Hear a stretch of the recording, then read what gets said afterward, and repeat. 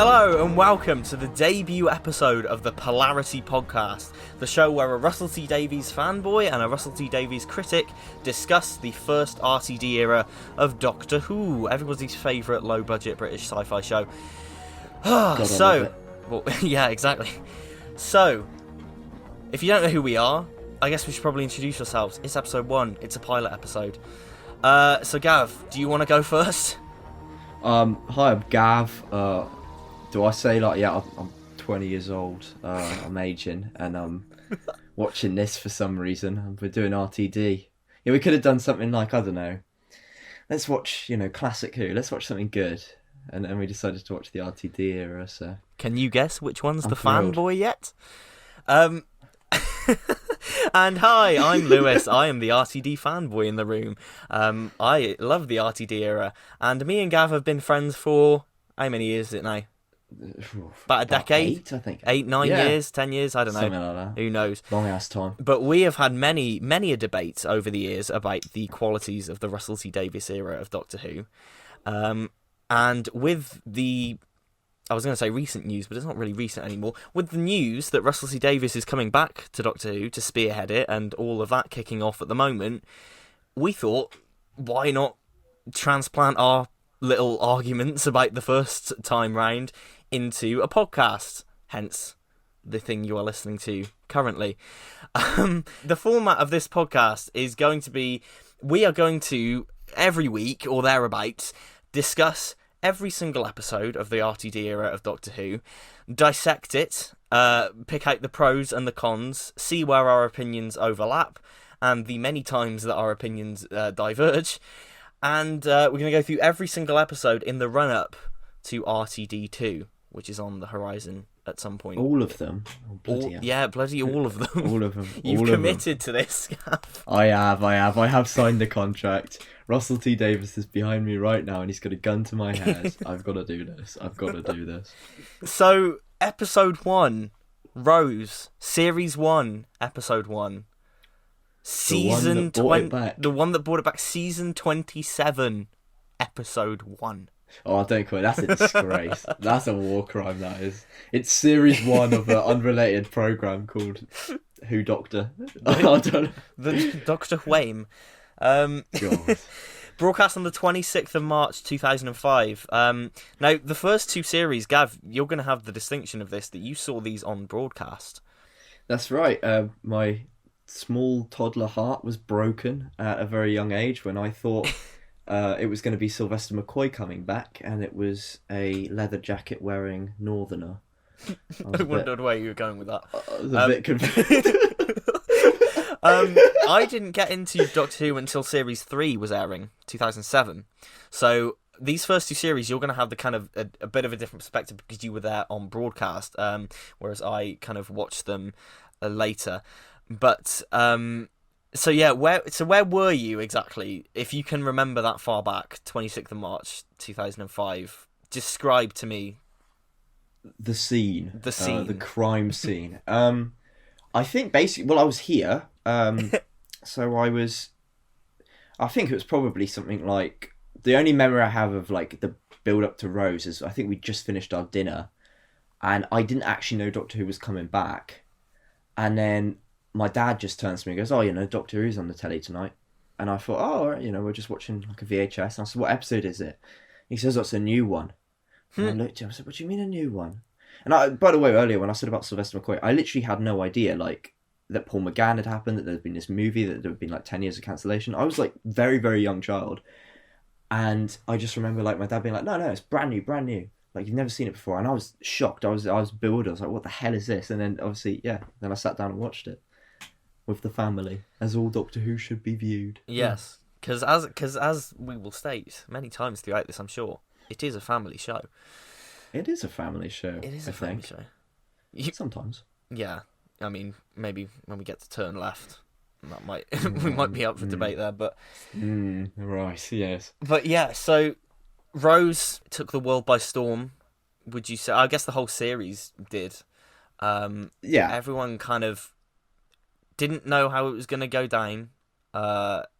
It had been so long since the original series, and the TV movie, which I'll bring up the TV movie a lot during this, because I think in many ways that Rose is the TV movie done better. It's rights the wrongs of the TV movie, the mistakes that made in terms of bringing the show back. Because I've watched both episodes recently. Well, TV movie a few months ago. The Rose, like, literally last week. And I might say I have the alternate opinion there. I have an opposite view on that. I think Rose is a less good version of the TV movie. Take a shot every time I have an alternate opinion comes up, because that's going to happen so many times during this podcast. But we'll get to that. People won't make it till episode 4. They'll all be dead from the drinking game. So we're going to go to prison for manslaughter. I'm too young. So we're going to go sort of not necessarily step by step, but we're going to go for some set criteria here. So just as an overall basis, just a kind of round up opinion before we even start. Just a very short summary. What are your thoughts on a Rose? Probably not as deep and scathing as you might think. Yeah, it's all right. It's okay. I wouldn't say it's sort of the greatest episode I've ever watched, but it's, it didn't deeply offend me when I watched it last week. It was all right. No, that was about it. Pretty neutral opinion on it, to be honest with you. Which is progress. After all of my scathing, after this whole start where I big myself up to be absolutely horrible about it, and I just watched it back last week and thought, that's all right, actually. Yeah, so that's interesting, because I would fair to say, since we've known each other, and we're the same age, so there's not kind of an age bias or anything. You've definitely mellowed over the years, I would say. 100%. On a lot of this.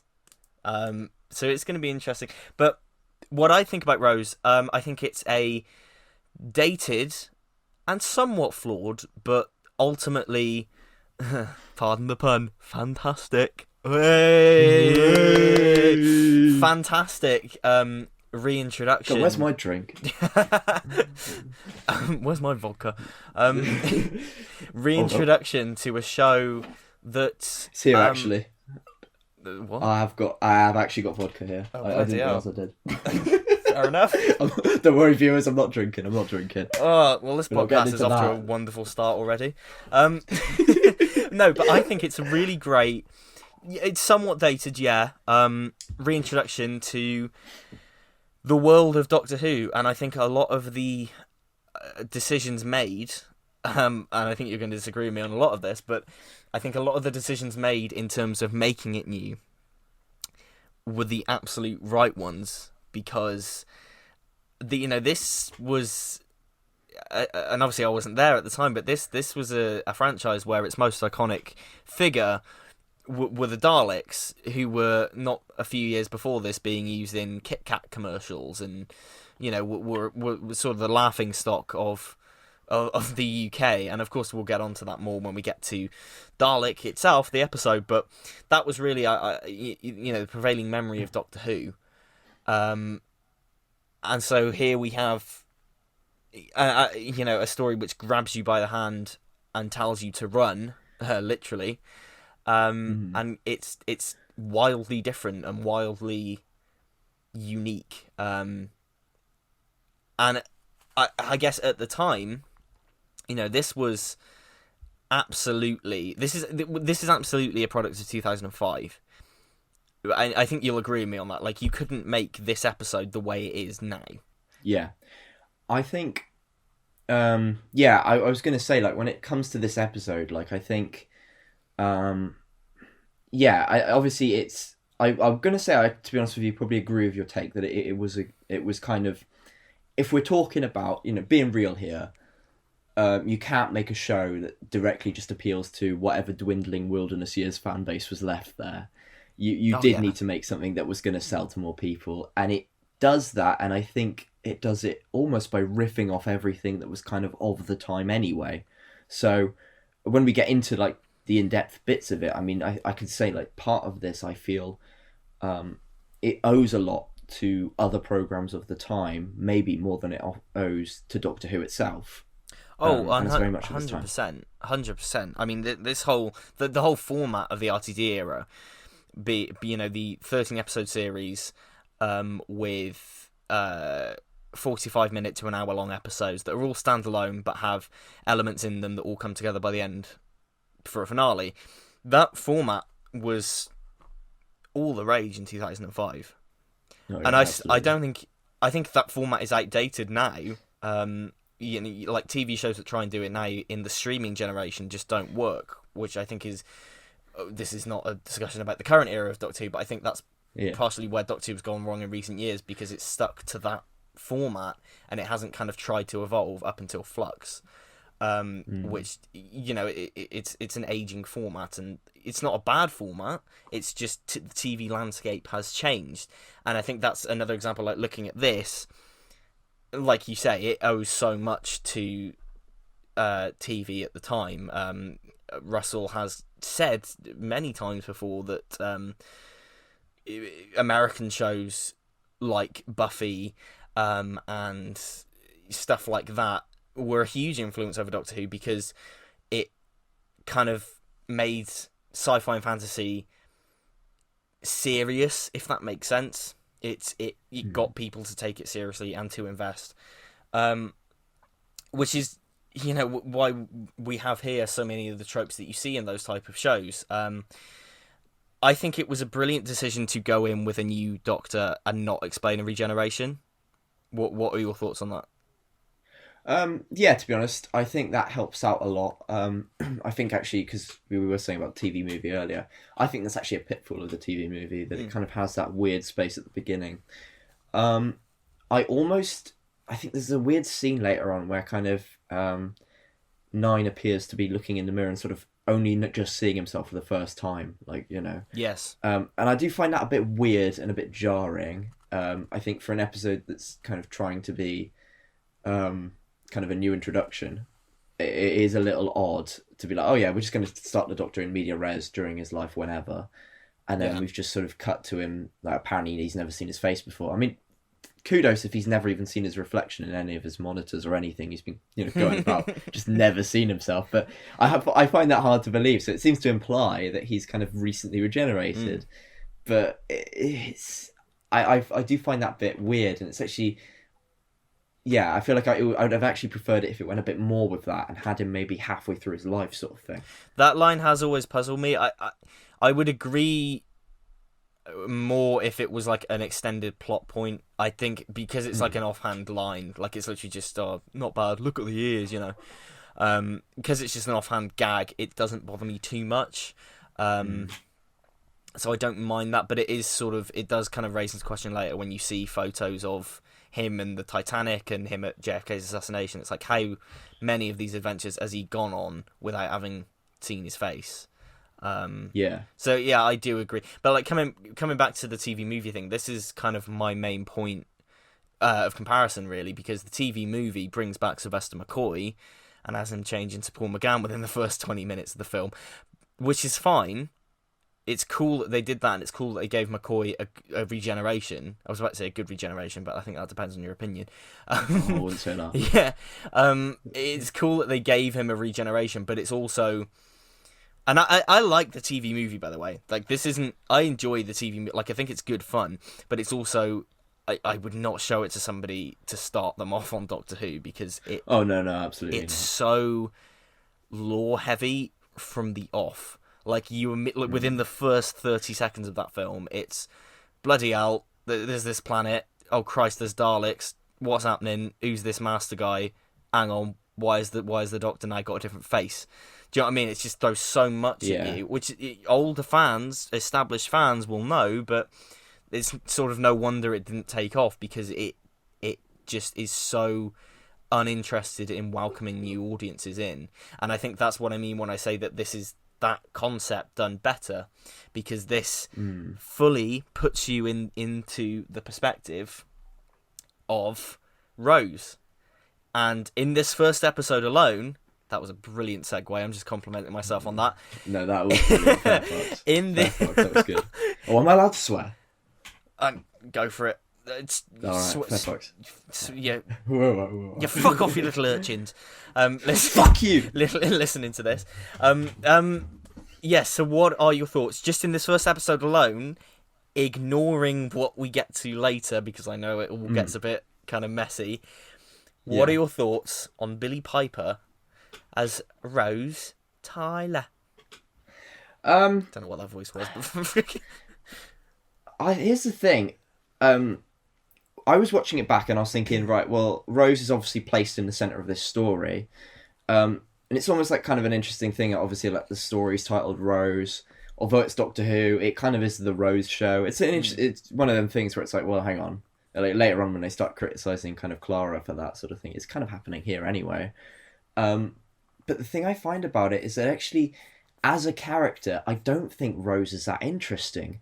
I think everyone she's surrounded by are the interesting characters within that story. And her herself, I think, and I mean, I'm probably going to offend someone else here, but like, as if I already haven't, but I think that she's a bit more like, she's got more in common with, say, Nyssa than Ace. Do you know what I mean? She if you watch through the episode, a lot of it is just, what's this doctor? What's that doctor? What's that? There's a little bit at the beginning that sort of tries to justify her as like an independent character.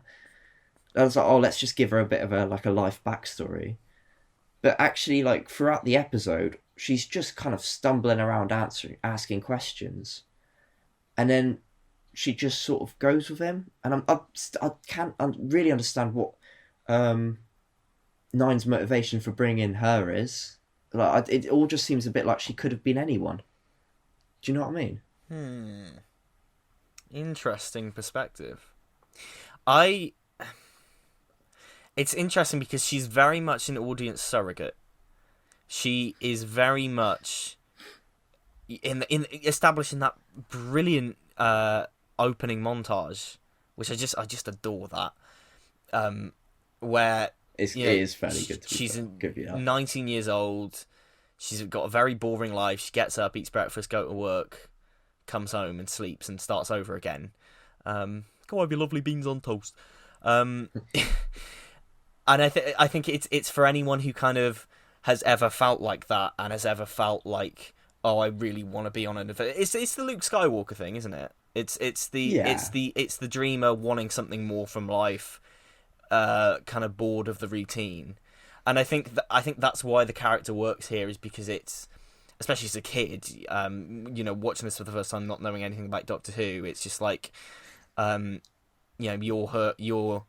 you are Rose. If you've ever felt bored with your routine in life, wouldn't it be great to imagine, a magic man in a box, whisking you away on these fabulous adventures? I think that's where it really works.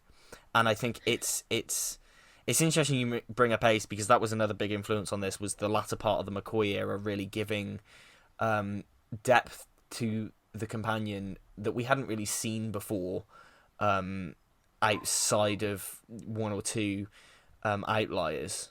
That was very much an influence on this. And I think,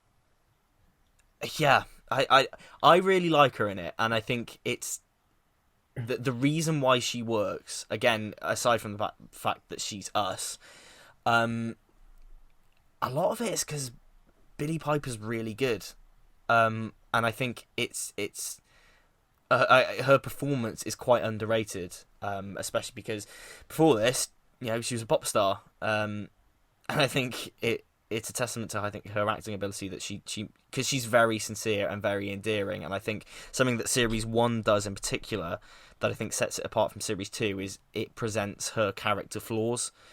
If you get me, it doesn't it reminds you frequently, and we'll get to this as it goes along, that she's 19 years old. She's not. She makes mistakes, and she cocks up. And she is selfish, and she is rude, but it kind of addresses those as flaws, at least in Series 1. And I think that's why I like her in this, because she's a very endearing, very realistic character, I think. I think the thing is with Rose, to my mind, is that, obviously I don't want to kind of go too far beyond this episode, but I think that um, there's kind of a good opportunity there, I felt, for her to sort of more slowly earn the right almost to that kind of dream fantasy, because the way it's presented in the story is it just sort of happens. And she, towards like the act 3, and when she, helps the Doctor out and stuff like that, it's almost, it reads a bit more like it's a very much a wish fulfilling fantasy, yeah, rather than kind of this character who has agency, who I feel has earned the right to get on the TARDIS and that sort of thing. So, for instance, with Ace, yeah, okay, I'm not saying Dragonfire is anything particularly amazing, but the idea of a teenager who's been whisked onto a completely different planet by this time storm and like completely been told, right, I'm going to do things my own way. I've got to cope. I think Ace is supposed to be like 16. Yeah. And that to me is like, that's proper great. And throughout the episode, she shows, she's got metal. And by the end of it, she's kind of offered it. And as we establish later on, she's kind of got a purpose. Do you know what I mean? There is a right to be able to travel there. And I'm not saying you kind of have to be a certain threshold to be allowed past the TARDIS doors. There's not a bouncer at the TARDIS front. But, but she's sort of,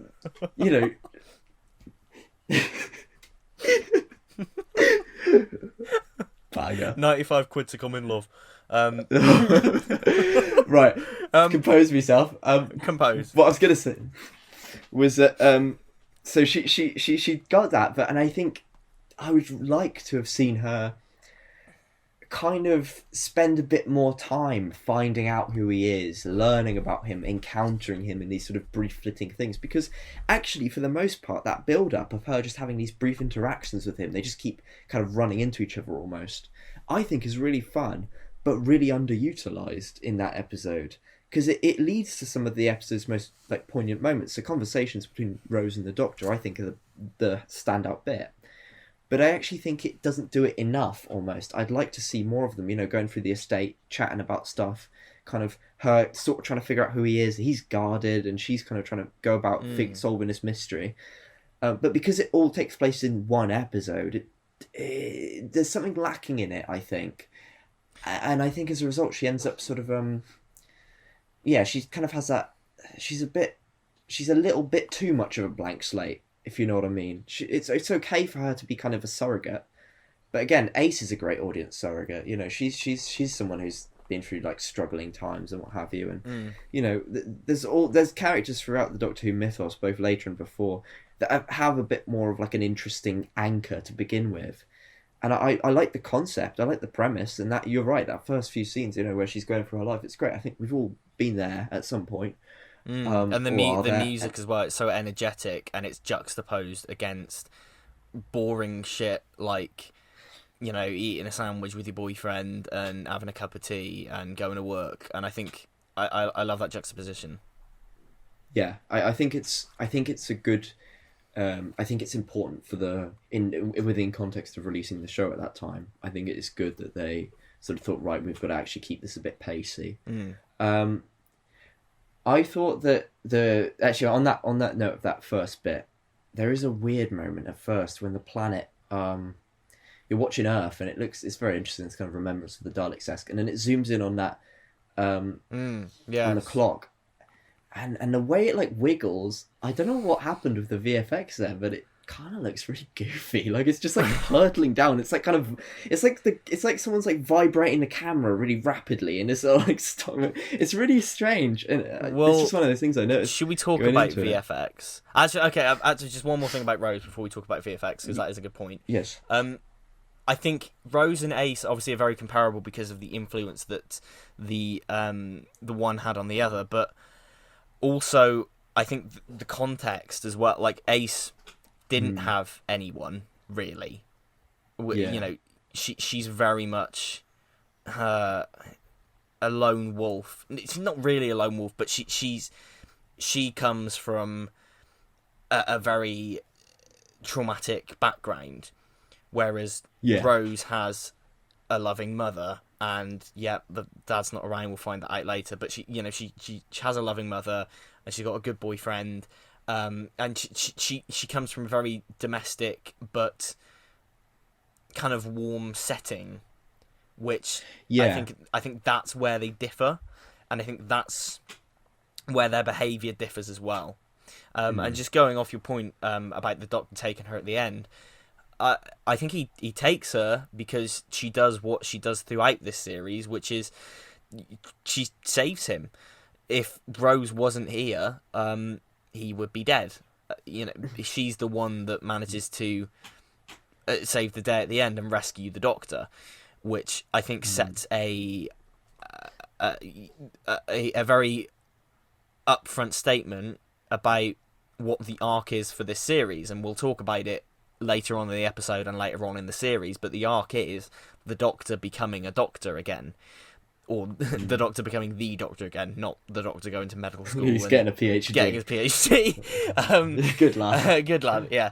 But it's about the Doctor becoming the Doctor again, and the reason he takes Rose is because she saves him, and she's the first person that he's seen since his trauma from the Time War to care about him, I guess, and to save him and to make him better, which he does throughout this series. He makes people better, and I'll talk more about this and why I kind of love it in the Parting of the Ways episode, because I think that's really where it all comes to a head and it all kind of converges in the arc. You can kind of see it in its fullest form. But for now, yeah, that's how I've always seen why he takes Rose at the end. Really, for that reason. Yeah, I think there's... I mean, it's interesting because obviously we're going to keep coming back to these comparisons, but you say take Grace in the TV movie, and in a way, obviously, McGann offers her to come with him, and she's kind of like, no, I don't really want that. I almost think that would have been more interesting for Rose as well, Yeah, I always like that about Grace. Like the idea that she kind of... It's almost like the Doctor kind of has unintentionally impacted her life positively. Like, he doesn't know he's doing it. Obviously, she does. And it's kind of interesting, maybe it would have been interesting that kind of to serve as sort of a growing up point for her. I can almost see, in terms of the character of Rose, just for that alone, you could have almost made this series, like I say, it could have been this sort of slow burn of the Doctor kind of encountering Rose throughout London or wherever it is. Would have been interesting for sure. Coming to a head with this sort of offer to travel, and Rose just saying, well, no, actually, but you've had a really good impact on my life.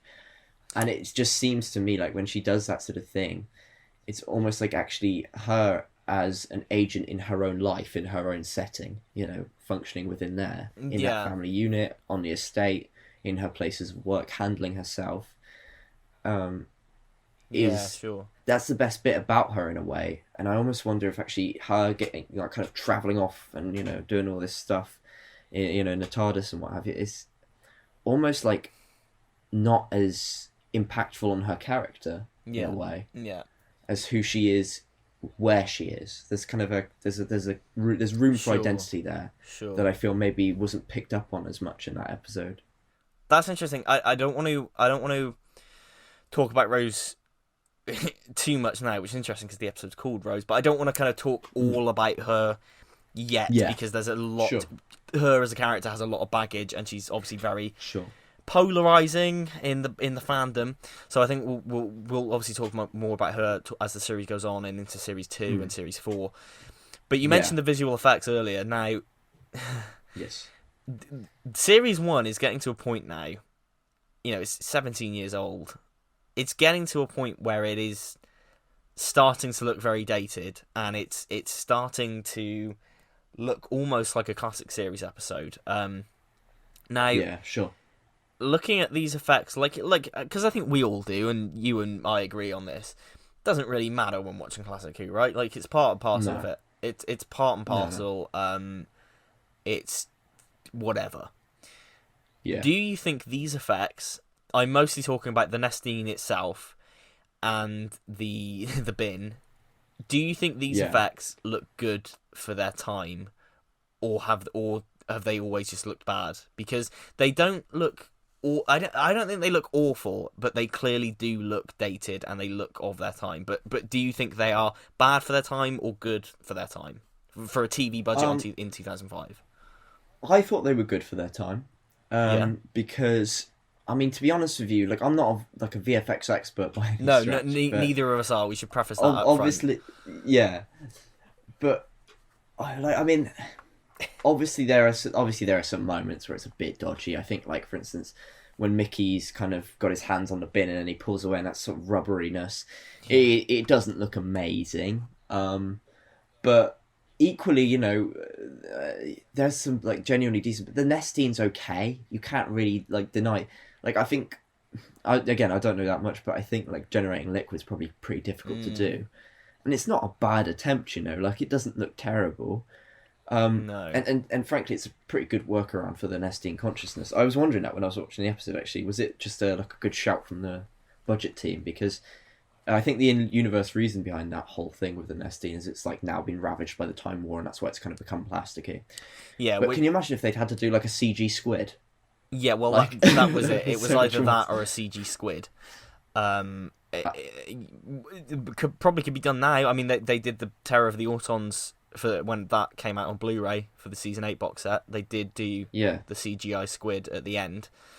That looked really good. You could probably do it now, but at the time it's like, well, yeah. As a logistics workaround, it's pretty good because they couldn't have really done a classic Who and had like loads of kind of weird kind of, you know, appendages sort of flying out of walls and like people pretending to be choked to death. I don't think that would have worked in 2005. They couldn't have really got by with that one. No. So it's probably like the best possible shout they could have made on that. Like, sure, I mean it's I wouldn't call it the most riveting design I've ever seen in my life. I wouldn't call it sort of.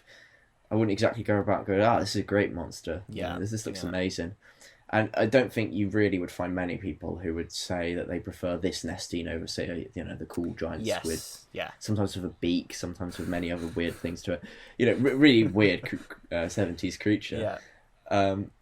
Yeah. But you've got to give it to them for the time, and you know, it's okay. But actually, I think there's a bit of VFX in this episode that is possibly one of the greatest effects decisions I've ever seen on Doctor Who at all.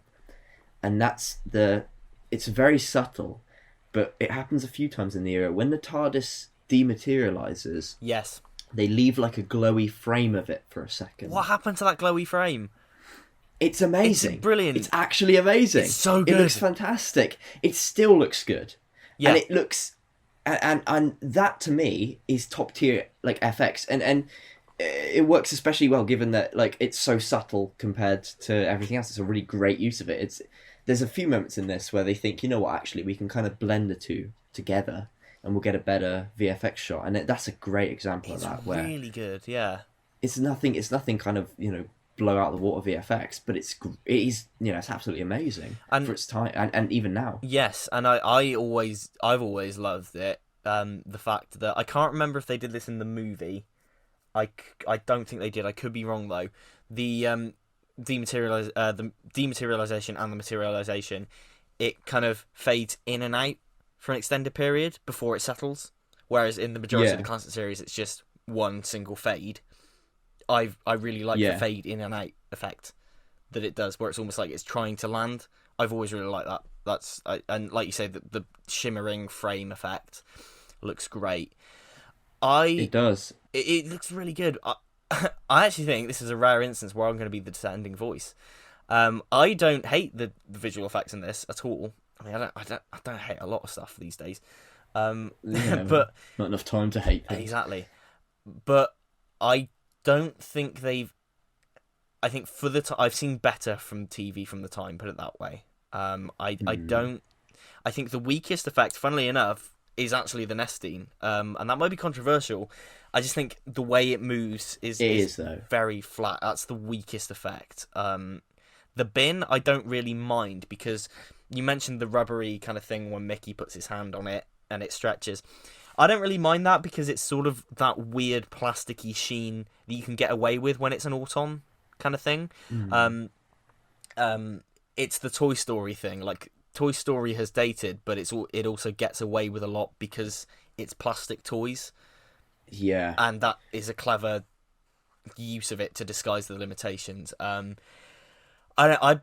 recently I've been rewatching Primeval, which was very much inspired by this era of Doctor Who. That came out in 2007, and the effects in that have held up better than I thought they would. I thought they'd be shocking, and they actually look pretty decent for the time. And I know that this was 2 years before, but yeah, this is starting to look a little bit rough now, unfortunately. I'm wondering if series 1 ever gets a collection release, they do updated CGI. I think it deserves them, you know. But it's go on.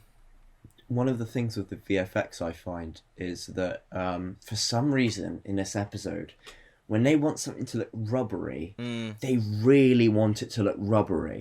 Oh, I just remember the shot of Mickey with the cork going into his head. Yeah, that looks pretty rough, yeah. Oh, you're right. That might that's be the worst bad one. But that is the worst one, because it looks a bit like sort of a liquify tool on Photoshop used on someone, like on a wrap. It doesn't look good. Yeah. But the thing about a lot of it is there's this sort of weird... It doesn't help with the sound design as well, actually. I don't know who the hell decided to do this, but when the plastic wobbles, it's like really loud and really over-exaggerated. Like everything goes like... Blah, blah, blah, blah, and it looks like something out of a video game from 2005 rather than a... the cork in the head where it goes boing... Yeah, they're really comical effects, and it's like, what have you done that for? Which is going to bring me on to my next point. This era is incredibly camp. It's so very, very camp, and you know what? I kind of like that, because I do rate the boldness on it. I rate the ability to just be camp. It's very Russell. It's very, very Russell, and I think RTD2 is going to be very camp as well. Probably even more so, to be honest with you. Yeah. But you know, you can see it in this, and like should we bring up the burping bin? The burping bin. I was thinking about it, and I was skirting around it. The burping bin and things like the boing sound effect with the cork and all that. It's a bit CBBC, isn't it? It is, but something about it just has this charm, I think, where it's sort of almost like a Roger Moore Bond film. It's sort of nudging you, and it's kind of aware what it's like. It's not playing it straight. Yeah. It's very clearly a moment where it is going, oh, isn't this a bit daft? Which obviously is not going to be to everyone's taste, and that's fine. That's fair enough. It isn't to everyone's taste, but I know I don't mind it. It's very egregious, and I think but also as a kid, it also had this weird thing where it was funny to me, but it also kind of creeped me out by the fact that it was funny. Like, I don't know, like as a kid, it was the idea of something being scary and funny at the same time was really weird and frightening to me, if that makes sense. Yeah. So it kind of has that effect. Again, there's a lot of things that I'm kind of hesitant to go deep into up front, because we're talking about the whole era and every episode. So I was about to mention the fact that the way the show looks, and it's filmed in standard definition and all that, but I feel like that's a topic for as we get down the road. So, but yeah, to wrap up the VFX stuff, and the kind of campness of it, there's very much an intention to bring that vision to life, and I think it does succeed, but the effects are starting to look a bit dated. It does. Shout out to Mike Tucker, though, the only member of the original series team who worked on this. Absolute legend. Yeah, shout out to Mike Tucker, because I think it's so good they brought him back. One of the most impressive effect shots I think in all of the new series is coming in a few episodes' time in Aliens of London. So we'll talk about that then, because he was the mastermind behind that. If you know, like, it's pretty obvious which one it is from that episode. But yeah. I was going to catch you on the bin point, by the way, go for it. about sort of what's scary and what's funny. I was just thinking, like, how these episodes impacted me when I was watching them as a kid. And I'm not going to lie to you, like, obviously, I actually think Russell's kind of camp nudges work better as an adult than they do to me, say, when I was a kid. Because, I mean, it's all fun and games now, because I watch it and it's like, yeah. But, like, it's a family show, and, like, yes. I suppose, like, when I was a kid, the Auton scene that scared me was the sofa. in Terror was of the it Autons. Terror of the Autons? Yeah, that's right. Yeah. And that thing does not. It's camp in its like idea, and it's obviously like quite funny, but it's also like genuinely horrific. Like if you think about it, like it takes you to like when I watched it as a kid, it took me back to I don't know if you've ever sort of when you've had like when you're a kid and I don't know your cousin or your friend comes over or whatever. And you start mucking about, and one of you, like, I don't know, shoves something like a sofa, like, you know, like a cushion from the sofa on top of you, and you're just sort of like lying there, and you're kind of getting muffled, and it's all right, you know, but it's also like really hot and sweaty and clammy, and you're sort of you can't move that much, and you're thinking, you know, I kind of want to get out, and Terror of the Autons really plays off that, where I think the bin could have gotten away with a bit more, like I think it could have pushed that scary envelope a bit, because it is kind of scary. I think if you think about it. You're in a plastic bin in what seemed to be a quite sunny day. Yes. Can you imagine if that thing just shuts and just stays shut and you've got something like banging on it and it's like just getting hot in there? That's scary. No, that's a scary concept. Yeah. And I almost wonder whether burping detracts from that, whereas instead you could have had like a slow pan on it or a pan away from the street or something eerie like that. I don't know if it... but it's just one of those things. It is silly, and I wouldn't I wouldn't blame anyone for not liking it because it is very like it's an acquired taste. That's the thing. I mean, I don't. You know, a few. I don't want to knock it. A few scenes later, we've got the per pizza, sugar babe sugar. That's actually solid though. That's actually top notch. I do like that. Do you like where the editing is just like quick cuts and he's going sugar babe sugar. It's so silly, it's so like, but it's so lovable. I do like it. It's also quite creepy because the way they've made Noel Clarke. The way I was gonna address that actually with Noel Clarke. Let's be fair. Series 1 has a few problematic folks in it. Let's address them now. Let's just open up. There are problematic people, you know, in this, and we're probably going to encounter more actors as we go down that are problematic. I can think of quite a few obviously, off the top of my head already. Yeah. Obviously, you know, we don't condone any sort of... I'm not going to make a Callum's Corner mistake there. We don't condone any sort of, you know, mistreatment of anyone on set. We don't condone any of that nastiness. But obviously, I suppose we're just talking about them as in relation to their work, not in relation to their personal life. Yes. So obviously, we'll address these people. If I ever give kind of a glowing review, which is unlikely, but if I do give a glowing review to one of these actors, it's not any reflection on who they are as people. Yes, just to get that out of the way. With episodes like this, Mickey is very prevalent in it. So it's unavoidable. But yes, but the way they've made him up, again, like, you couldn't get more obvious if you tried. Yeah, but sure. But it's there's something about it where it just about gets away with it, I think, and it's very. And again, we'll talk about it as we go down the era, But yeah, so that does bring me on with the whole plastic Auton Mickey thing. Actually, no, what I was going to say, he's silly and funny, and he's very camp as Christmas, but also, as a kid, that scene where he's smashing up the restaurant, the headless kind of body, smashing up the restaurant, did freak me out, because it's the body language of the performer in the suit, because he's not just smashing things, he's literally, like, angry, like... going wild with it, and that's freaky. That's genuinely freaky. It is. And that can you imagine how that would have been to do? I don't know who it is in the suit. I don't. Shout out to you. I know, right? I didn't even know how they pulled that shot off. Was it just like a fake?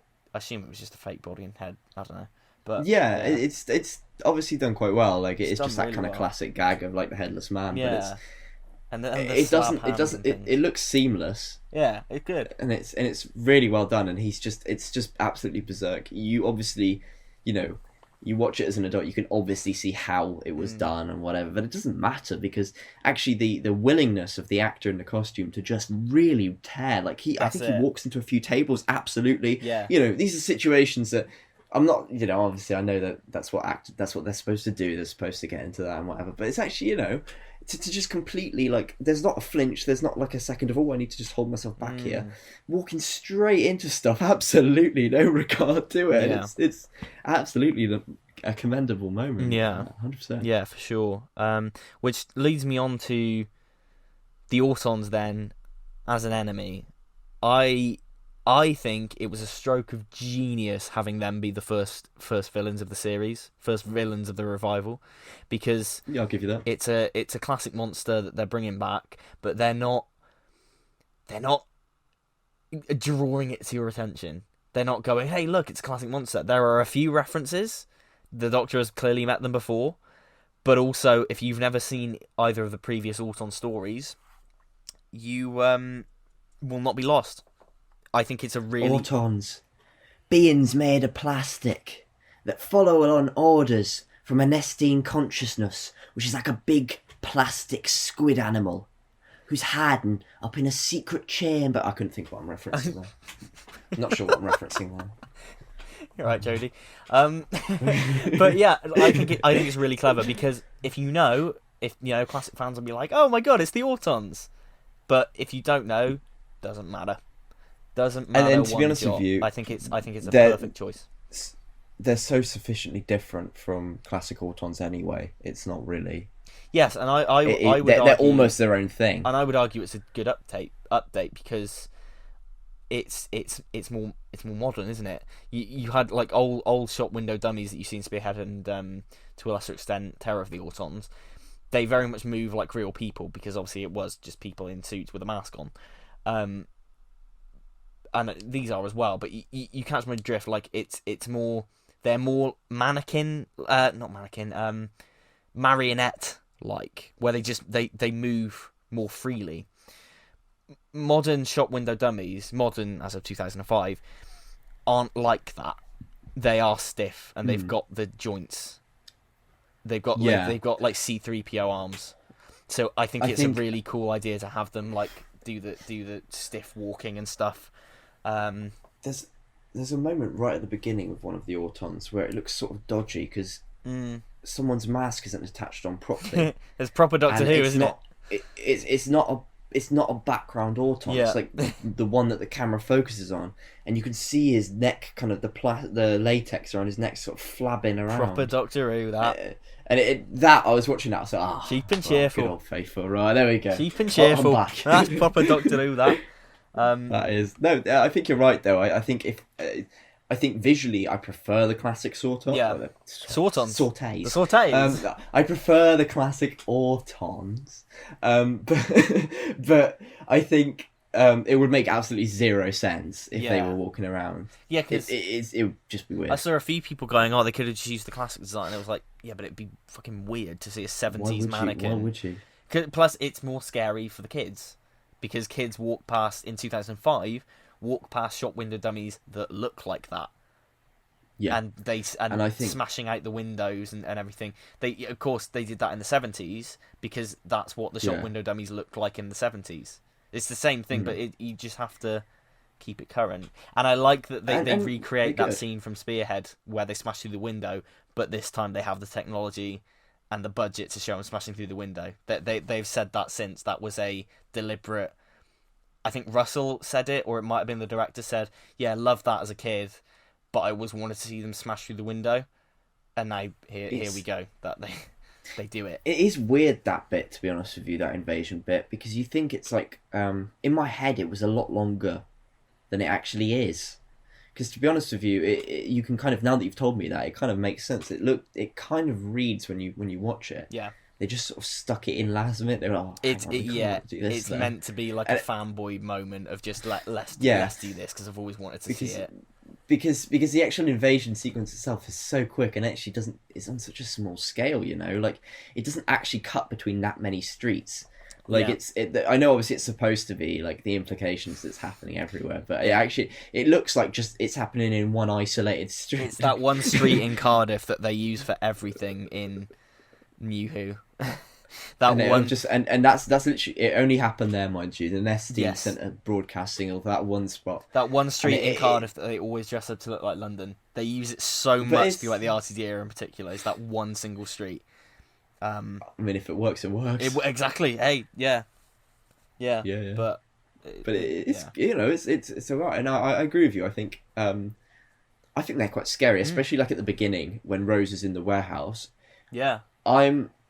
I genuinely think that's one of the best. That's a standout moment because it's so it's fantastic. Because it's conventional, sure, but there's a reason it's done because it works, and it's very horror, and it's amazing in terms of. I think a lot of this episode you can give credit to the fact that there's a good use of budget here. So like, it's a smart idea to do it in a warehouse and have one actor in a warehouse and then kind of a bunch of monsters. Well, it's a solid concept. You see it today. I mean, look at popular concepts at the moment. Big horror staple at the moment is the Backrooms. It's been going 2019. I think that was kind of first began. This idea of you in this space, and you can't really get out, and there might be something in there with you. It's so typical, but it's so perfect, and it does work in favour of Doctor Who. Yeah. Although it is something different for the show, actually, in a weird way. I was thinking about it when I was watching it. You don't really see that in Classic Who, that specific type of thing. No, this is fully playing on a trope, which is blonde teenager goes into a dark basement. Oh no, she's gonna die! She's gonna die! She's gonna die! And then it subverts that and has the Doctor go run. Which is and it's a decent intro to the Doctor. I think it's a fantastic intro to the Doctor, which. That would have been a perfect segue, but I still have stuff I want to talk about the Autons. No, let's keep talking. That would have been a perfect segue. Damn. Don't worry, we can do it again. We can do it again. We can do it again. Yeah. So we can bring him up later. Hello. Yeah. So So they established the threat of them instantly with that invasion by killing a fucking family and killing one of the most loved characters of the episode, which is Clive. Disgrace, disgusting. It's such a disgusting move committed in Doctor Who history. I do love Clive. Horrible. I do love Clive. It's so wrong in a way. It's brilliant dramatic because they've established him as a family man. Yeah, he's a bit kooky and he's got his shed, he's got his hobbies, but he loves his kids. He's got a loving wife, and they just kill him. And obviously, we don't see his death, but they kill him, and it establishes it. It's stakes, genuine stakes. Listen, if RTD said that Harriet Jones escapes on a motorbike, I'm saying he legged it. The bullet shot, it hit him in the arm or something like that, and that's why his wife's like, because obviously he's injured. But after a few hard years of kind of rehabilitation and stuff like that, he gets back on his feet again. He's fine. We never see a body. Back to tracking the Doctor. He's gone in incognito because he had a word with UNIT. There you go. That's my new version of it. There we go. Now I'm happier. Now he's in bloody Big Finish, isn't he? He's in that Rose Tyler box set, which is set in the alternate dimension in the parallel Earth. He's in a lot of things. There's a parallel Earth. There's a short story, I think, where the 12th Doctor meets him as a kid or something like that. Of course, there bloody is. I think so. Anyway. God, I mean, he's great. I love Clive. Clive's the best character in that whole thing. But Clive also, he fits with the whole kind of mantra of the episode in trying to make it real and make it domestic. Because again, we see a family man. We have that kind of ordinary bloke on the street who just gets involved in the Doctor's life. Now, I know what your answer to this is going to be, but do you think they were right to cut the appearance of the classic Doctors from that bit? Because the original intention was going to be that Clive had images of some of the older Doctors there as well. I personally would have liked it. I think it's not so. It's a difficult question because in a way, I suppose you've got to think with the new audience just be like, what the hell? But there's a kind of, I don't know if it's intentional, but there's kind of a metaphor hidden in there somewhere with Clive and Rose, where you've kind of got Clive is almost like the old obsessed Doctor Who fan. He's a bit like a classic Who fan, and Rose is a bit like the new Who fan. The new viewer of this new program. Well, Clive is us. Clive is the fan. I am Clive, and Clive is me. Yeah, we're all together. Cuckoo. Yeah, something like that. But do you have that on recorder? But I think here's a go. But I think maybe it would have been interesting in that sense for to have had something where he shows these faces, and she's like, "Well, who the hell are these? How do you know they've got anything to do with this?" I think I would have liked it as a fan. I would have liked it back then. I think it's one of those things where I understand the motivation, but I think it's a tad unnecessary. Yeah. I'd have liked to see a bit more. This is one of the things I find it so difficult to get back to this and see it as Doctor Who, is it's trying so hard to not be that show back then. Yeah. And it's really bizarre when you think about it. Like, why wouldn't you, in a way? Because I'm not saying you have to be like, the Colin era where you have to be like constantly on the law, but I to this day I'm a bit confused why that separation is so strong. But could you argue the same thing with season 7, John Pertwee, where it's so trying not to be sci-fi? And I suppose so, but it's got Unit in it. It's got the Brigadier. True. It's got characters from back then, and it's quite, you wouldn't really be watching that and go, oh, what's this then? You wouldn't tune in and be like, right, that's not Doctor Who. Like, it's quite clearly like an established continuation. I mean, at the beginning, obviously it's a regeneration story, so he's wearing trans clothes to begin with. So there is a fair bit of linkage there. That is true. The TV movie's a bit weird on it, like we were saying. It's a bit too much. It's kind of an example where it's done too far. Yes, that's what I mean. I think the TV movie goes the wrong way about it. I think it's actually an interesting that you brought Spearhead in, actually, because it's almost a great trio, isn't it? It's a Goldilocks trio, I think Rose is way too removed from classic Who. TV movie tries a bit too hard to be involved with the lore, but Spearhead kind of does it perfectly, where there's enough of sort of like, yes, this is still the same thing you were watching last year, but it's also like, but we're not doing that again. We're doing something new. And I think I would have appreciated that a bit, because I think when I was growing up as a Doctor Who fan, as an angsty teenager, even as a kid and stuff, I found it to be a bit of a slap in the face. But I'm not going to say, I mean, obviously that's a kid opinion. We're not going to call that like the most kind of, the most valid opinion out there. I certainly didn't like it back then. It annoyed me back then as a Doctor Who fan, whether I was right to be annoyed by it or not.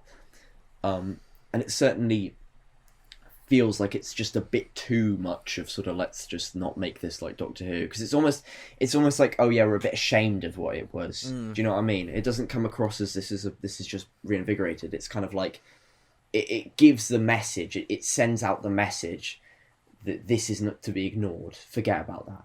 You've got this now. I don't know how I feel about that. It's obviously a subjective message. I'm not saying everyone around got the same point that maybe I felt back then. I don't think it's inherently. It doesn't kind of ruin the episode. It's not the be all end all of it. It doesn't affect too much. It's just one of those things where you think that would have been nice. Do you know what I mean? I know what you mean. I don't think it's sending out that message. I think it's just trying to make a statement that this isn't the wobbly sets stereotype. Do you know what I mean? Which it was, only a few years before we have that infamous clip from Room 101 where they're playing Warriors of the Deep and everyone's laughing at it. Do you know what I mean? Like, I feel like you had to, at the time, just pull back on that. And Russell has said, like, he does regret some of it. He does regret not, certainly by series 3 and 4, not going harder into that. But I think, again, we'll get there when we get there. But I'd argue at that point, New Who had kind of built up its own little mythology. But that's neither here nor there. We'll get to that when we get to it. But it's almost. I was going to say, actually, with regards to it, it's almost its own thing. You've got a Doctor who is, obviously, I know what you're saying. He's trying to be the Doctor again, but he's not the Doctor at the moment, in a way. Yes. You've got people who have no real affiliation with the Doctor Who world beforehand. You've got all this stuff that's not really.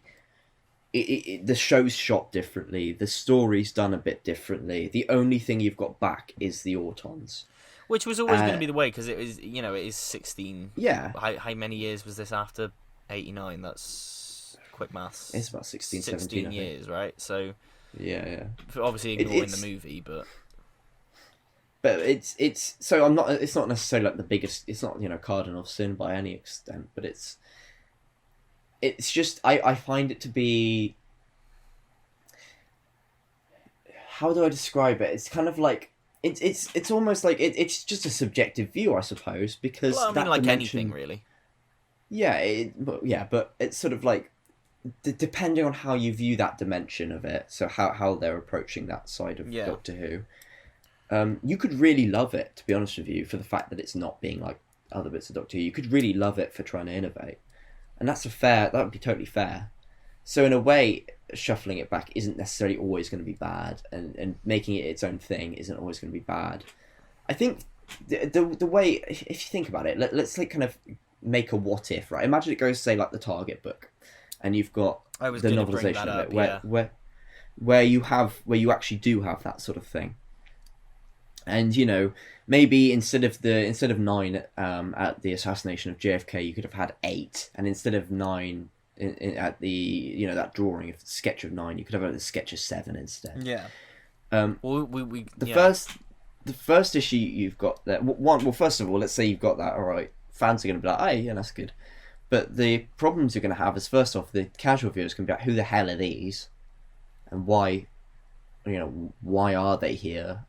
Because you then have to have extra lines of. You'd have to include pictures of the TARDIS in all of those. Clunks up the script, doesn't it? You'd have to have Clive explaining way more about like how these people are connected. Actually, maybe, to be honest with you, I'm gonna slightly 180 on what I'm saying here. Maybe that would have worked because we've got Doctor Who Redacted at the moment. True. That is kind of acting like that, where rather than centering on the character of the Doctor himself, it centers on the TARDIS, and that kind of That's a really accessible way of doing it. That would have worked, yeah. And I think Redacted is different because it is very much made for fans. Like when certain characters show up, But to be honest with you, if you just had that initial premise, Clive in the in his shed showing Rose those pictures of the Doctor, if you had it as just pictures of the TARDIS throughout history, that would be cool. Actually, if you've ever seen like Ancient Aliens, where you've got like you've got these weird like cave paintings or whatever, and it's probably just a picture of like someone's mates, an old saucepan or something, and someone looks at that and goes, "Oh, it's a UFO," that sort of thing. You kind of could do that with this. You could kind of, and I think that there was some old bit of like ancient, like it was something, and it looks like a TARDIS. Yeah. Some old drawing, and I wonder if that would have been a better way to riff on it. Yeah, and then you could have kind of excessively had it, and it wouldn't just be 9. True. And with it all being the Ninth Doctor as well, it like we were saying at the beginning, it complicates that whole thing with him in the mirror. Yeah, that. So I'm wondering if it would have been better with no Doctors at all and more of a focus on the box itself. I don't know. We can but speculate. I mean, my view on the whole lack of classic references thing, I don't mind it at all because I don't. At the time, for when this was being broadcast, I really think it was necessary, and I don't mind it personally, and I don't mind when Doctor Who doesn't reference. But I really like Series 11, and a lot of people dislike that because it doesn't reference back, and a lot of people said what you were saying is it doesn't feel like it's the same show because it kind of refuses to link back. But I never really mind that, I guess, because it's such an expansive thing. Listen, lads, if you're going to criticise Series 11 for that, you've got to come with me and be an RTD disliker. You can't go about it, like you can't change your opinion. I actually agree. For real. But it's like it's the same thing. It's you literally, it is the exact same premise, and I've like we were saying earlier, I've mellowed on this. I don't really take it particularly. I don't take it particularly deeply. Yeah, and I really enjoy Series 11 for not referencing change back from what you used to be like. But God, Jesus, we have to do an episode, like a podcast special, where we reminisce on how we were in school, talking about this sort of thing. Yeah, probably. Jesus, but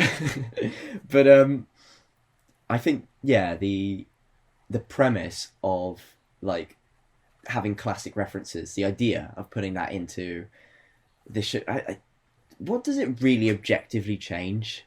Do you know what I mean? Like, I mean, obviously, it, you could argue it's about respect for the kind of the legacy of the show, and I appreciate the respect for for the show, whatever. I think there are other ways to respect the show. That you don't really need, because referencing something isn't necessarily respecting it. So, for instance, I think an example of actual disrespect towards the classic era was, say, Day of the Doctor. That's an example of it because you've got an episode that directly is supposed to be your big celebration, and you almost refuse to acknowledge the classic series within that. Whereas with something like this, when you're trying to tell a compelling story, I don't really see the point. Because, you've got actors that you could bring in. You could have brought in Sylvester McCoy or Peter Davison. Things like that. You could have had these actors in there, and that's a different question entirely. Yeah. But with something like this, I don't actually think it's that important. It's weird that they're not in there. I did not expect you to say this. Well, it's just I think it's important to look at these episodes fairly. Do you know what I mean? Like I know what you mean. Because you become a bit of a Star Wars fan if you if you're kind of getting too anal about what is and what isn't in there. And I think with age, one of my favourite things about Doctor Who is when it kind of ignores stuff in a weird way. I really like, say, I like random goofy bits of canon. I'm a really big fan of the Virgin New Adventures, which just feel completely like their own beast, and it's its own thing. And I think I'd rather they were telling a good story, to be honest with you.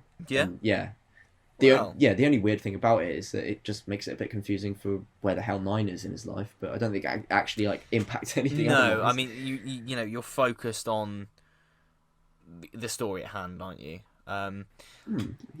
Just quick. I'm aware that we've been going on for quite a while. And if you're still listening to us waffling on, then thank you. Oh my god, you're a legend. Thank you so much. Jesus. But what did you think of the direction in this? Keith Boak. I'd say it's fun. Yeah? I think it's ambitious. It at times feels a little bit like a student film, but it's by no means. I think there's a palpable excitement in the direction. Do you know what I mean? Yeah. This is what I mean about it being a bit like a student film. Imagine if one of us at 16. I mean, obviously it's not going to happen, but imagine one of us at 16 got a call from the BBC. And they were like, right, we're having you direct the next episode of Doctor Who. Can you imagine what you'd be trying to do with the camera? Get all these crazy shots, get this sort of thing. You'd really want to be like, you'd be hyped. I know. And there's a sense of that behind the direction, I think. I think there's an idea that, yes, I'm going to do this way. I'm going to, I want to do this. I want to have this angle. I want to film it like this. I want to have... It's fun. And I think it fails in some places, sure. It succeeds in others. But it's genuinely, it's nice to watch. It is nice. It's kind of endearing, I would say. Yeah, well, I bring it up mostly because of Keith Boak himself, really, because he directed the first block of the series, which was this and the Slitheen two-parter. And I believe he is one of the individuals that Eccleston has cited as him butting heads with.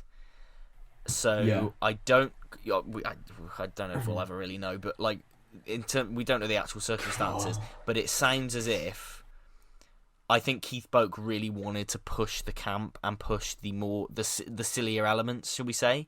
And I don't think Eccleston is comfortable with it.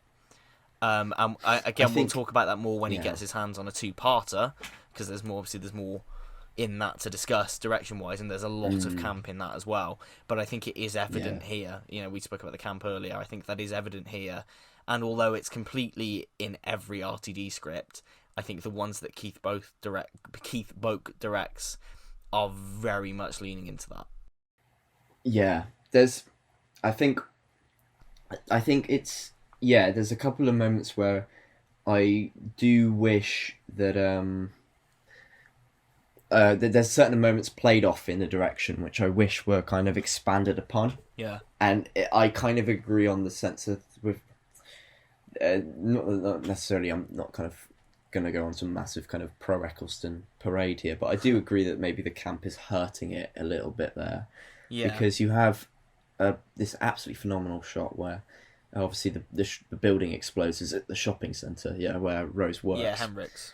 And she walks away and she walks past the TARDIS, and it's framed so wonderfully. Yeah, it's brilliant. And it's shot so amazingly, so well just done. that pan. And it's such a simple shot, but it's so good. The TARDIS, it's framed in such a way where it's not lit up, it's not specially shown in any way. it's there, but you just know, your eyes just go straight to Hidden in a street corner. It's fantastic, and I really like it, and I you know, it's fantastic. I just wonder whether more of it could have afforded to dwell on that. Yeah. And then you've got so many of these sort of, yeah, you're right, like kind of more campy sequences, silly stuff, and I wonder if we cut a bit of that, and a bit more time was spent on really great shots like that, and they're simple ones, mind you, but I wonder if that would have been a better use of kind of that time slot. Maybe the direction should have leaned in a bit more too, because you can do a lot to help build that mystery, and I think mystery is so integral to Doctor Who, and it happens quite a bit in this episode, but I'd like to see it happen a bit more. It feels just a little bit lackluster, and it does come from the direction, I think, because I think you could argue that there's enough camp in the script in RTD's writing to go around. You know what I mean? Like, I don't know if it, I don't know. I mean, again, we'll get into it more in the Sardine two-parter, but yeah, I just thought I'd bring it up because it's, you know, it's the first one. Main man then, Eccleston himself. What we thinking? Again, just in this first episode, disregarding what comes later. What do we think of Christopher Eccleston as the Ninth Doctor in this? So one of the notes I've got written here is just, okay, something about 9, like he has to be regarded a little bit differently. And I think that's important going forward with what I discuss here. Because I do think actually it's quite important to look at him and not, almost forget that he's the Doctor, kind of take that pretense away. Because I think as a Doctor Who fan, it's easy to look at it that way. But imagine you're just any old viewer, you've just come in for your first viewing. And you're just watching this episode, and yeah, we kind of know he's Doctor Who, you know, it's kind of in the public kind of consciousness enough, but he's still like, he could be anyone. Maybe you don't know who Doctor Who is supposed to be in a way, you know, whatever. Yeah, well, you don't have a prerequisite. I was going to say, who is Doctor Who? You know what I mean? And he's got a great. It works better there, and there's the delivery of the lines is good. I wasn't sold on the performance to begin with. Like, when he begins and he sort of, Eccleston kind of plays him this sort of, the vocal delivery is quite chipper at places, but it's almost like not quite, it's dulled down. Maybe that's him being uncomfortable with the lighter elements, which you spoke about earlier. It feels like there's a bit of a disconnect in within his performance. Yeah. And I think so to begin with, I wasn't particularly sold on it. I was a bit like, you know, he's all right. I didn't think, I thought, you know, I tried to keep the other Doctors out of my head. I tried to look at it a bit differently, but as a performance, I wasn't sold on it at first. I think as the episode progresses, it gets good. I think you know, obviously the dialogue written for 9, I think, is genuinely superb. I think there's some, he has some of his best lines, so just thought you could contain them basically within this episode. You could make a compilation of the Ninth Doctor's best quotes, and you would just only show clips from Rose, and you'd get some, you know, some bangers. Lots of planets have a north. Because, So exactly. But even his, like, just the way he like discusses things. You know, he says, I think, it's just the like he talks really nicely. He goes, I've got it written down somewhere. I just thinking in my head, there's a strange man in my bedroom. Yes, there is. It's amazing. That Anything works can so happen. well. I think I have that written here. Yeah, that's one of the things I have. Yeah, and that's delivered so well because that's comedy that I think he can really do, where it's so dry. Because he's kind of the straight man almost in that sequence. The whole yes, there is. And it would be better if he was treated as a straight man throughout more of it in terms of the comedy. Yeah. But I think anyway, I can't find the specific line, but there's a bit when they're on a stairwell anyway, and they're discussing stuff. You know, Rose and the Doctor are talking. Yeah, and he goes, and you know, he has that answer to Rose's barraging him with all these questions, and he goes, "Yes, I can. Here I am. This is me, swanning off. See ya." You know, he's got this sort of like quite. Yes. It's so like it's really solid. It's really like engaging. And there's little things in it that remind me of something that Tom Baker would do or Colin Baker. Where that bit where he has got Colin vibes. Where he's going, yes, it's bigger on the inside. Now shut up a minute. Like, I love that because it's just an offhand comment, and it just reminds me of something that Tom on a bad day would say, like in No, he season 18. He plays Tom. that well. Do you know what I mean? You're not wrong. That is a bit what Eccleston is. Eccleston probably, if I were to compare him to any other Doctor, it'd be season 18. Yeah. For sure. Like, it doesn't always work. It's not quite what I'm looking for maybe in Doctor Who, but in terms of the way it's written, and when the lines are right, and you can see Eccleston is kind of happy and comfortable within those lines, they work. Yeah, they really, really work. Yeah, and it work. It's a good combination. It does work really well. Yes, and like I said, we'll get on the onto the behind the scenes stuff as it goes along, because there's obviously a lot to talk about there, and he was going through some shit in his own life, and there's a lot to talk about with that. But I don't actually know that much about it. Oh well, there you go. We will discuss. So that'd be interesting. But yeah, TLDR, I bloody love him in this. I think he's fantastic. I think he pitches it perfectly, because he's just got that ample amount of wonder. And like you say, he's a bit quippy at the start, but it's almost like he's trying to cover something up, and we get a bit of that darkness. He's very ethereal. I love his Turn of the Earth speech. We were going to mention it eventually. I mean, the Turn of the Earth speech is so fantastic. It's so well done, and the way that's directed, and the music, and it's fantastic. The subtle comedy bits, like we spoke about earlier, and then when he turns around, he's like, "What is it? What?" And then he smiles and says fantastic, and then he takes a hand, he runs across the Thames. That, to me, is pure Doctor Who. I love that. It's so good. Yes, I think he's great in this. Again, we'll talk more about him as we go along series 1. The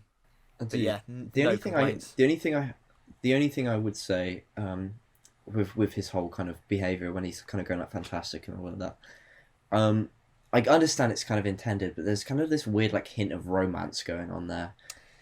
Which I just again. Obviously, I think you could talk at length about why specifically the mechanics of that romance are weird as hell, but I think just within the character and within the performance and within the sort of person he's sort of trying to be, the only problem with it really in this episode comes to the fact that he kind of looks like one of those lads who sort of comes in and is like, acting all hard, and he's, he doesn't date girls anymore because he's focused on his grind set or whatever it is, and then immediately falls for the first girl in the room. He's got that sort of like the toughness kind of becomes a bit of it becomes a bit more like a facade, which I'm not sure.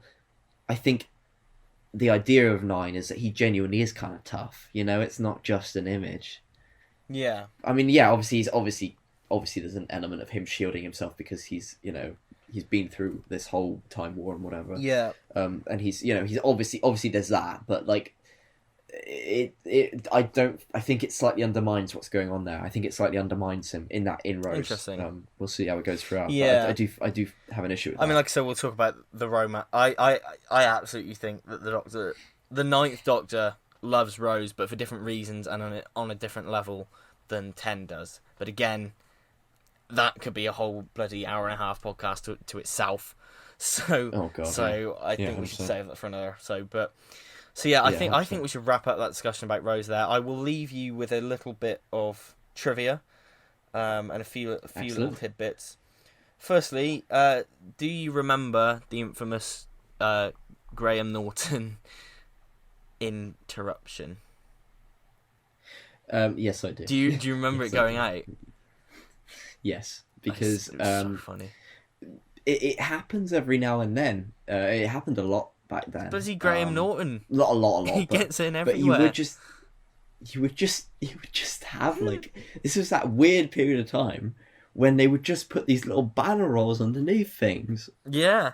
And I remember it, but I think I was kind of used to it, so I didn't think it kind of occurred to me. But this was, of course, the voice, where you just heard Graham Norton's voice out of nowhere because of an error. Yeah, and I remember at the time thinking, like, what? But equally, I don't think, like, I mean, I suppose as a kid, I must have, I don't know, maybe when you're a child, you're sort of watching telly and you're a bit just kind of wrapped up in it, and it doesn't really kind of, you think, oh, okay, that's whatever that is, I'm watching TV right now, but obviously as an adult looking back at it, I was like, what the hell? It's very funny. In the clip is on YouTube. It's Rose in the basement and he's just going, where am I? Am I over here? Am I over here? I don't know why he sounds like Pennywise, but everybody goes. Jesus, in a basement as well. But yes. Also, this episode was, of course, leaked. It was the first instance of a Doctor Who episode being leaked. The leak was traced back to Canada, of all places. Fair one. The version of the episode had incomplete visual effects, and I think, interestingly, the 1967 version of the theme was used as a temp music, because should have kept. Believe Murray hadn't completed his score yet. So, yeah. Actually, I do want to make a very quick point about the score. I won't lambast it. Well, yeah, this is the mostly, just quickly. Most of it I don't like. That bit with the TARDIS, best bit of music in new series. Fantastic, isn't it? That's all I have to say. Fantastic. That's all I have to say. Yeah. That little kind of Doctor Who theme. Murray's music will be discussed heavily throughout the series, because it is different in Series 1 than later. It's very different in Series 1 than later. It's good. It's better. Yeah. I think. But yeah. So I think that's it for Rose. I think so too. Thank you for joining us for this discussion of Series 1, Episode 1. In this, the pilot episode, the debut episode of the Polarity Podcast. Next time, of course, we're going to be doing The End of the World, which I'm interested to get into, because we've spoken about the camp in this episode, and it's going to get even... The last time I watched that was on broadcast, so I'm actually really looking forward to this. I'm very much looking forward to this. Just quickly then, what would you rate Rose? I've given it a 6 out of 10. Higher than I thought. Much higher than I thought. You. Before we were recording, I said I'd give it. I said I wasn't too bad on it. I've given it a 6 out of 10. Yes. Yeah. Okay. I'm giving it an 8 out of 10. I think it's really good. Yeah, I would expect that from you. Yeah. Well. Yeah. There we go. But yeah, I think that's it. We'll wrap it up there.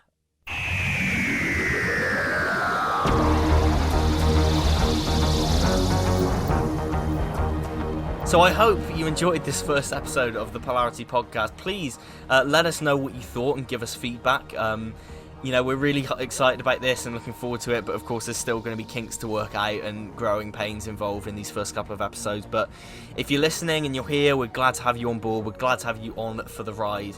And we are looking forward to seeing you next time for the End of the World. So yeah, it will be next time for the End of the World. Yeah, literally. We're not going to see you until we'll see you at the heat death of the universe. Exactly. We'll see you at entropy. So I've been Lewis. I've been Gav. We'll see you next time. Bye-bye. Bye.